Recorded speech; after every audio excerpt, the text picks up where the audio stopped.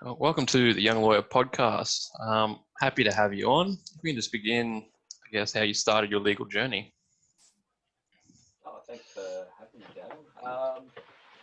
Legal journey, probably. I did a Bachelor of Creative Writing at the University of the Sunshine Coast, and did that for a little while. Finished it. Picked up justice along the way, and thought, oh, this isn't too bad. This might be for me. So I decided to hightail it down to Melbourne, and while I was down in Melbourne, I started my law degree. And I moved back up, finished at QUT, and came knocking on the door at Bradley and Bray, where I'm at the moment. Said, mate, can you give me a job? And met Mark one night here, one Thursday night, and he said, oh, yeah, I actually can give you a job. So that was my foot in the door, and fast forward 5 years, and here I am. So what is it about, I guess, the law that attracted you so much to not go back towards your creative writing? Yeah, the creative writing's been useful in law, and I think that's probably a passion that I'll continue one day. But as for the law, I think there's sort of like a beautiful technicality around it. I think there was something so specific that attracted me to it in the way that the law works, and the way that it can be used, and there was all these different elements to it. The profession itself was a big factor as well. I definitely enjoyed the idea of being a lawyer, although I don't know how much I do this side of it, but it's all right most days. But I think there was a lot of things tied into that sort of notion of being an officer of the court, and sort of pioneering for justice for your clients. All of those things made up this whole romantic image of the law for me, which to a degree I still love all of those parts about it.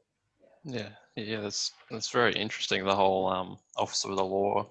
You don't find many people that are interested to be, like dead straight. You're fit within this box kind of thing. You're a lawyer. You got to represent in and out of the court kind of thing.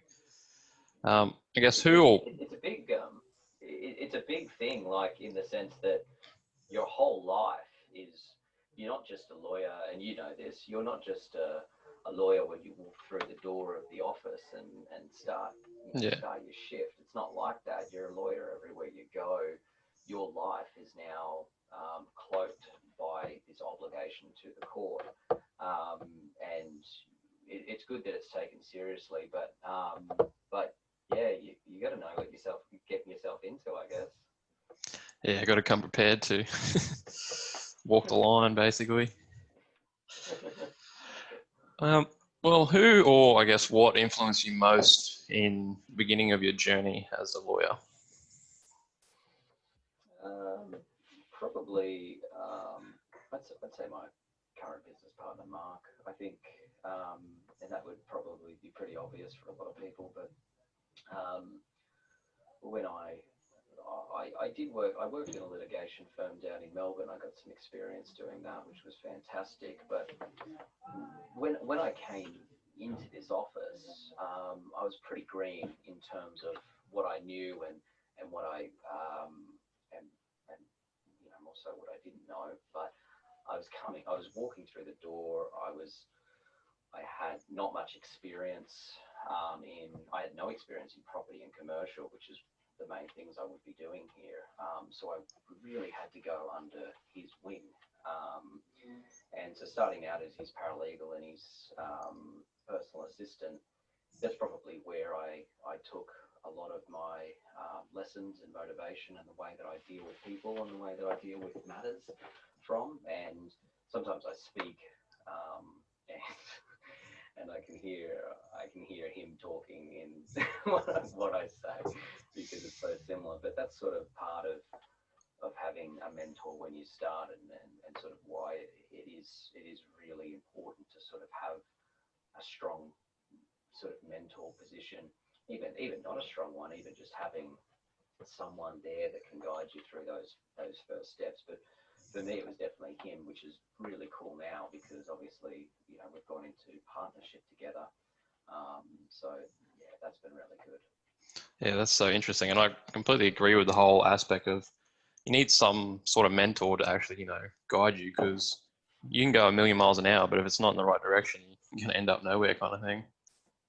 And that mentor could be, you could have a full-on mentor the way that, I did working under someone, and hopefully most law students or first-year lawyers find that. But even if you do not have the availability of that, there's still mentoring sort of opportunities around. I mean, just getting into connection with the right people in the legal community. These people will help you. For they'll be happy to give up your time. I'm a classic example. I'd be happy to sort of talk to any younger lawyers that I have in the past to sort of give some guidance and direction, because sometimes you can feel as you're going through it at the early stages that, if you're not working in a firm and you don't have, someone specifically that you're working under, that you may be a little bit out on your own. Well, if you're going to be part of this profession, that's not really how it is. This is a profession. We look after each other. You can reach out to people, and I'd say 9 times out of 10, you'll get the help that you're looking for. Yeah, completely agree. That's, I guess, one of the major things I've found out from doing this podcast is how open people are to have a chat and, give a hand or give some advice or even come on the podcast. Maybe we're not as busy as we make it seem. So how did you, I guess, was it just because of the firm you're working in, or how did you come to know that you wanted to specialize in corporate law or business law? I've had this conversation so many times with lawyers and young lawyers specifically, and it's a really good question, because you've got an idea on one side of graduating law, and that is completely flipped on the other side. And the reason being is because, one, I don't necessarily find university degrees to be a fair representation of how it's going to be. Definitely not shooting down the academic side of it. It's all very important, but when you come out, it's just not the same. So there's that aspect, but also I think that it's difficult. I think it's difficult to pick and choose your roles as well. And I think that most people are going, there might be some who blow people out of the water and just are able to pick and choose where they go, maybe. But I think for the vast majority of people, they're going to be snapping up whatever job they can get their hands on, because we've got an oversupply of grads and an undersupply of jobs available for them. So in that sense, for me, it was very much like that. My first job in Melbourne was in litigation, and that was a foot in the door. I just said, I can't do anything yet. Give me a job as a receptionist, and I'll just work my way up, which is what I did. And when I came in here, that was the same thing. I contacted so many law firms and just never hearing back, or just, sorry, we've taken someone else or something like that. I contacted so many people, never got anywhere. And it was actually when Mark called me back, I'll be honest with you, I didn't even know what he did at the time. So I didn't have this great interest to do it. Now, in saying that, we're a little bit lucky in this firm because we're not a general law firm, but we do cover a fair few areas. And so I get a taste of a few things, and I really, I didn't probably have to have this much of an emphasis on business and corporate commercial, but that's where I've wanted to take it, because that's the stuff that I'm really honing in on, and that's what I enjoy. But, that being said, maybe I could have been a great PI lawyer. Who knows? Yeah, but it's so true, about the experience. Like, you're not going to know what you want to do until you actually get out of uni and get into the world and actually work out what's actually involved in it. And I guess, right. I thought I wanted to be a family lawyer at uni. How stupid was that? I can't think of anything worse right now. Yeah, I feel you on that one. As an employer, do you place, I guess, much emphasis on what university people go to nowadays, or is it a bit more, you've got the degree, or how's your experience looking? Yeah, that's a good question, because it was something that I was battling with when I was at uni, definitely. But the short answer is, for me, no. I'm not really bothered by stuff like that. Maybe it's important to some people, but I think that, simply put, I mean, I've got a couple of first year lawyers working for me at the moment. I'll be honest, I don't think I even looked at their transcript. Probably should have. But what was more important to me, I think, because obviously, if people have worked at a law firm before and you have to teach them less, fantastic. But we're not asking to hire law graduates with 5 years experience. It's just not the world we live in. If we want a law student, we're generally looking for a law student because they know a little bit about the law. Generally, they might need some help around the procedural stuff, but they're quick on their feet. They learn. They're adaptable. They're flexible, and they can be molded as well. And these are sort of the great selling points for law students and law graduates. So I'm probably more interested in, you've got to finish your degree, of course, and your PLTs. But of course, once you've got your academic side of it done, tell me more about how you balanced your life in comparison to your study. Tell me how you got through that, or tell me how you juggle competing interests. All of these sort of things. Tell me how your time management works. These certain life skills are so important when you get into this field, as you would know, being in this field now, because it's all good and well if you want the highest GPA and you didn't have to work a single day while you get through uni. That's perfect, but I'm not overly interested in that, because I'd really like someone to show me that they can do the job, and they're used to tackling hard situations. They're used to dealing with people, and competing interest, and juggling things. I mean, that's the real world in my view.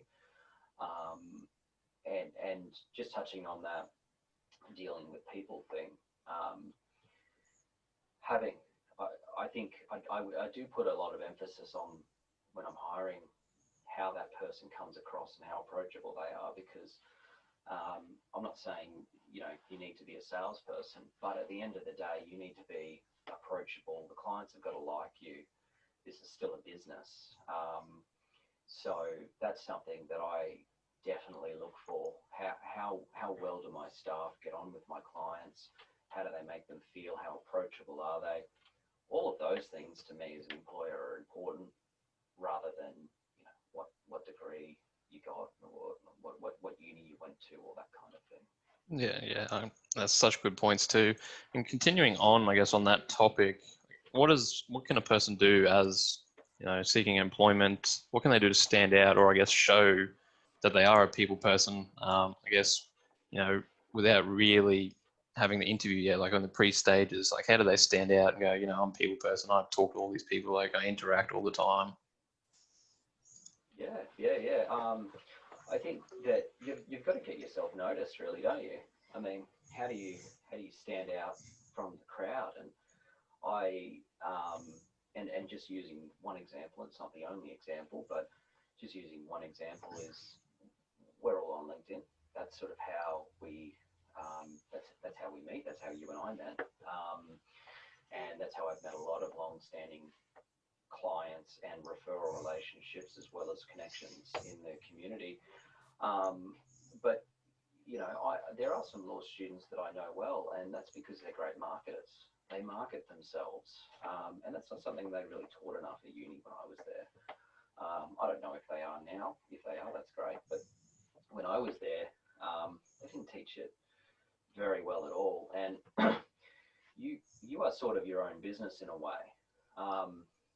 No one's going to be able to market you as well as you can market yourself. So the law students that I'm aware of are the ones that are out there going to the events, connecting with people, but not just on a not just on a flat basis, and they're really getting out there and getting to know their connections, and kind of interacting with people, and trying their best at maybe doing some articles or stuff, stuff like that. For example, like one of the law students law graduates that I've got working for me now, Mia, she applied for a position that a lot of people applied for, but I knew her. I knew her because I'd already started to build a connection with her on an online presence, and I'd seen her working in her firm on other respects, but that sort of thing is saying, hey, I'm here. I'm not gonna sit here quietly and let everyone else do it, because if you do that, well, really, everyone else is out there. You sort of got to start taking that step as early as possible and getting yourself out there and getting your name known. And I actually sort of, not that it would have mattered now, but I sort of wish at the time that I was sort of building that as I was going through law school. And I think the people going through law school at the moment are much better at it than maybe when I was there. But you've got to separate yourself from the pack. So you're imagine yourself as like a business. You've got to network. You've got to get in front of people. Otherwise, how the hell are they going to know who you are? Yeah, that's so true. And I just find it so interesting when you look back, 5-10 years, it's like, oh, don't message strangers online, don't do all that. Now it's just like, it's a crucial part of life. Like, you got to just go out and message strangers and get to know new people and build your circle. Message all of the strangers online. But yeah, you're absolutely right. You've got to get yourself out there, because you know what? No one is coming along to prop you up and say, hello world, this is this person, hey, this is Jacob, everyone should get to know Jacob. No one's coming along to do that. Do it for yourself. Get out there. I mean, what do you got to lose? Yeah, exactly. And well, considering I only finished my uni degree last year, they don't really make much, mention of it in either that or the PLT, that, you need to market yourself, you need to brand yourself, because at the end of the day, the resume is a piece of paper. Like, they're not going to know who's behind it. Resumes are boring.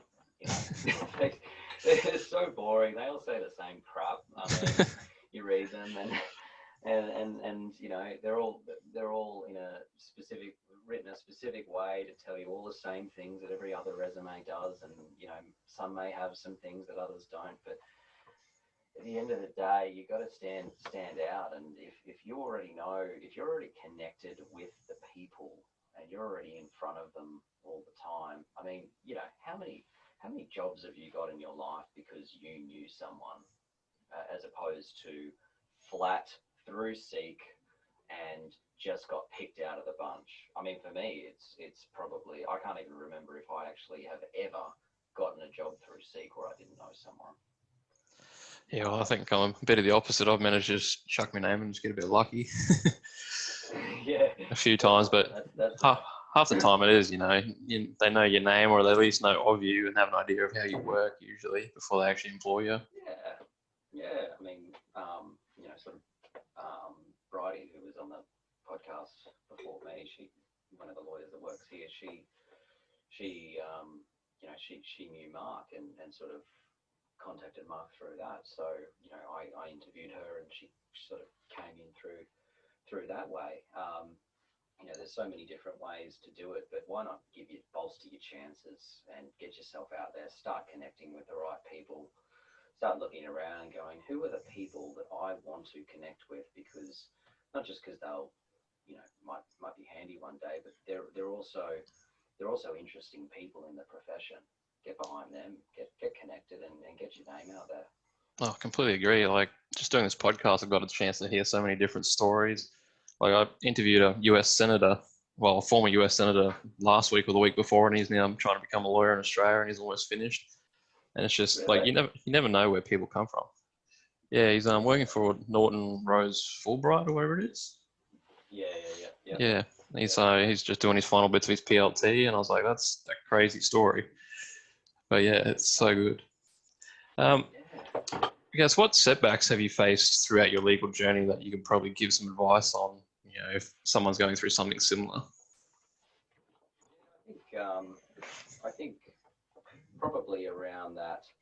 I think most of the setbacks probably stem from that period where you're trying to get work, or maybe you're coming up to the end of your degree, and you may have not found work yet.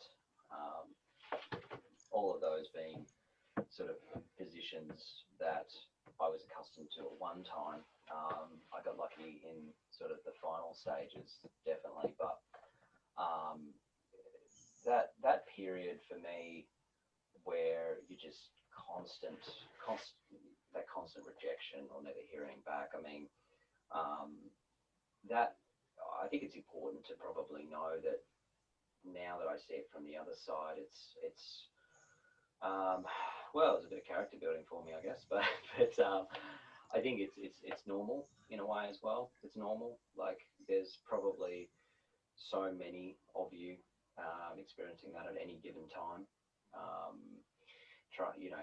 You feel like you're putting all this effort in, and you're not getting anywhere. You're not actually getting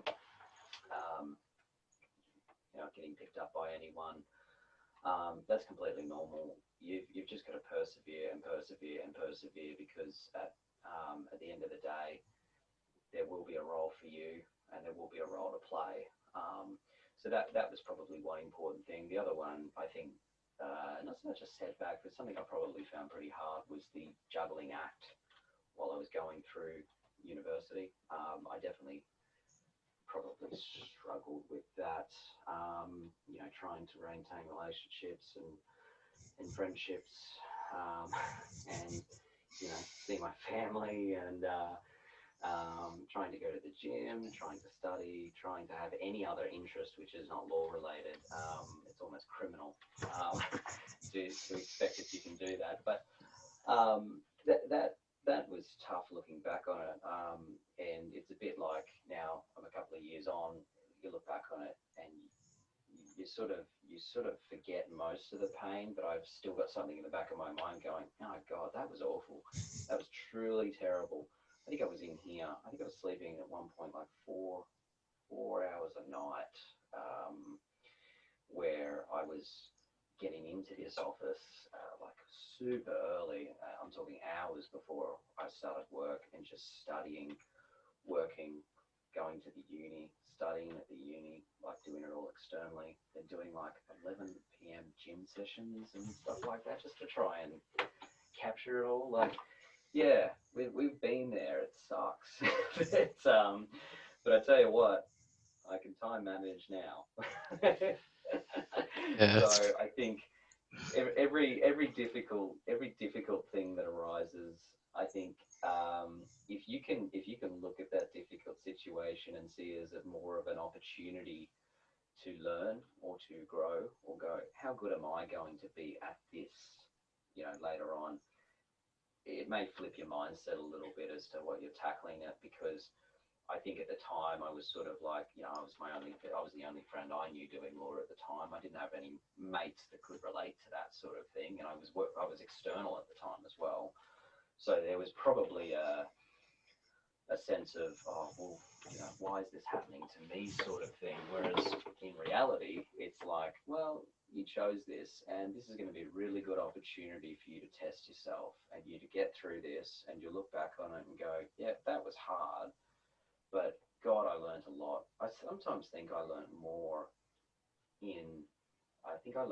at uni in juggling life skills than sometimes I learned in the lessons. And I think that's really important. So that's probably a big lesson to anyone going through that at the moment. See it as an opportunity to sharpen the saw before you get into a profession, and to do better. Yeah, I completely agree. And you definitely learn how to time management doing your uni and working full time. I know you blink and then you're three weeks behind everything. I know. You miss one reading, you got no idea what's going on anymore. Alrighty. Just to wrap it up, just got a couple final questions. I guess what do you expect as a first year law student? Like, what can you? I guess what's the real word? What can they do to stand out, like performance wise? And what advice would you have for someone who wants to take up a legal career? So I think if in your first year, just chill out. You're not going to know it all. We're not expecting you to know it all. I think there's this great idea that that you're going to become graduated and you're going to get your piece of paper and everyone at the court's going to clap and then all of a sudden you're a lawyer and you've got to know everything. It's not like that at all. The day that you go to admission and then the day after admission, you're really not going to see much of a change, if we're being honest.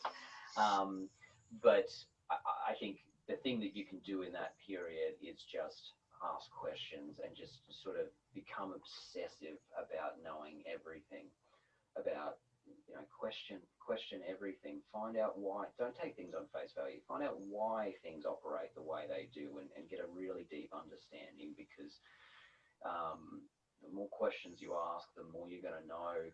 Just absorb everything that's being shown to you that you're doing, that you're learning. Just become obsessed with it, and after time it will become like clockwork. It'll feel quite overwhelming at the time, because you're like, oh, I'm a lawyer, I'm meant to know all these things and I got no idea what's going on, and the conveyance is telling me how to do my job, and because I've got no idea. Yeah, that's how it's meant to happen. No one's expecting anything else. So just sort of trust the process and give it a fair crack. But really, I think that people should be obsessing over it and really want to learn and to ask questions. That would be my best advice around that. In relation to taking up a law degree, I think that this is, despite what other people may say on the podcast, I think it's a pretty rewarding career. And I think there is a lot to be said about the position that it puts you in the community in terms of your obligations to the court and the community, and the way that you've got to hold yourself in the community. I think there's a lot to be said about the standards that are set by the profession. You've got to know what you're getting yourself into. It's sometimes not that flashy. Most of the time, it's not that flashy. I'm sitting in my office right now, and I'm not doing anything special, but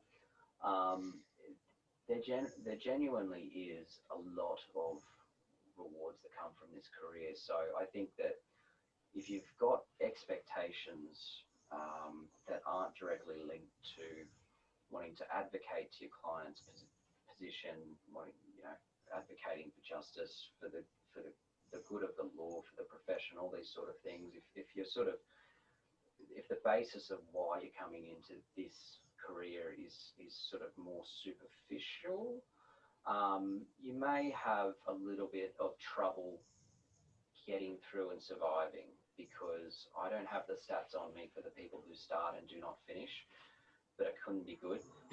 I don't remember it being good, and as well as that, I don't remember it being good for the people that actually even finish some people that finish PLTs for that matter. So, and I'm not saying they didn't have the right ideas in mind, but that just gives you an idea of it's hard. It is really hard. So think about why you're doing it. Think about what you love about it. And if all that stacks up, there's such a rewarding career here for someone that really wants to get in and make a difference. And you meet some pretty cool people along the way, like you. Thanks, mate. Yeah, that's such good advice. And I guess as well, even if you don't end up going through with being a lawyer, like even if you got the degree, it does open up a lot of other opportunities through different companies, even just looking at contracts, dealing with that sort of stuff as well. So it's definitely recommended to at least follow through with it and then work out what you want after that. Absolutely. There's a whole world's your oyster now. You don't have to do the one thing. You can do so many things with that degree, but I do think it's important to figure out why it is. You gotta sort of reflect on yourself, look at yourself in the mirror and go, why am I doing this? Do I get pushed into it? Do I think I'm gonna make a lot of money? You gotta be honest with yourself around it. So that's what I'd say to anyone getting into a law degree. Yeah, that's such great advice. Well, that's all I have. Thank you so much for jumping on with me and having a chat. It's so good to hear from you. Man, thank you so much for having me. I really appreciate it.